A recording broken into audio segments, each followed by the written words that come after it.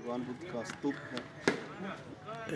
वैशाली के पास कोलूहा गांव, जहां पर अशोक स्तंभ और स्तूप है, उसके बारे में थोड़ी जानकारी मैं देना चाहता हूं। ये प्राचीन वैशाली के भग्नावशेष कोलूहा, प्राचीन नगर वैशाली का अभिन्न अंग कोलूहा उस स्थल विशेष का द्योतक है जहां पर एक स्थानीय वानर प्रमुख ने भगवान बुद्ध को मधु अर्पण किया था। इस घटना को बौद्ध साहित्य में बुद्ध के जीवन से जुड़ी 8 प्रमुख घटनाओं में से एक माना जाता है। यहाँ पर बुद्ध ने कई वर्षावास व्यतीत किए, पहली बार भिक्षुओं को संघ में प्रवेश की अनुमति प्रदान की, अपने शीघ्र संभावित परिनिर्वाण की घोषणा की तथा वैशाली की अभिमानी राजनर्तकी अमरपाली को एक विनम्र भिक्षुणी के रूप में परिवर्तित किया।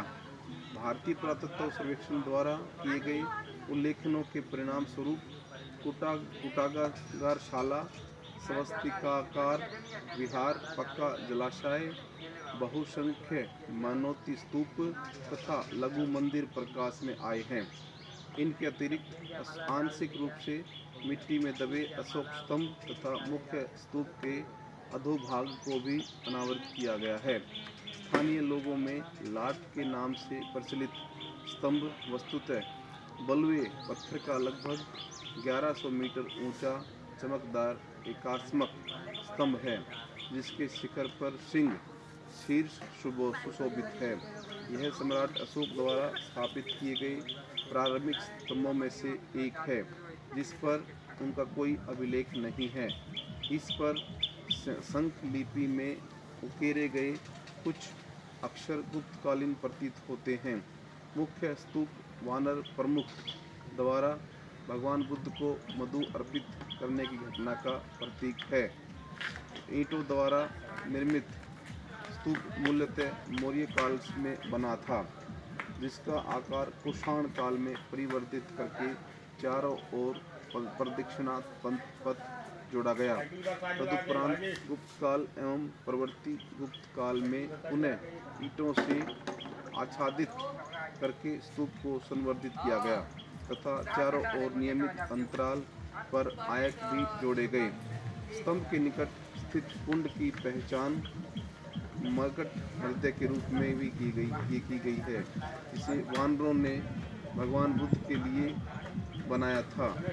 7 सोपानों से युक्त लगभग 62 इंटू 35 मीटर विस्तार वाले इस जलाशय की दक्षिणी तथा पश्चिमी भुजाओं पर स्नान हेतु घाट बने हैं।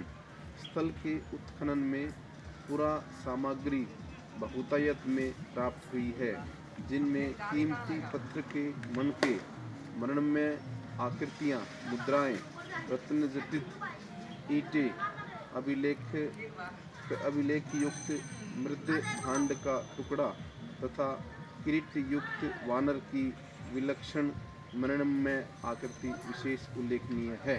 ये साथियों कोलूहा प्राचीन वैशाल्य के भग्नावशेष का एक अशोक स्तंभ और स्तूप के बारे में विस्तार से इसके बारे में हमने आपको जानकारी दी। कभी आके इसको देखना, बहुत ही अच्छी ऐतिहासिक प्राचीन धरोहर है।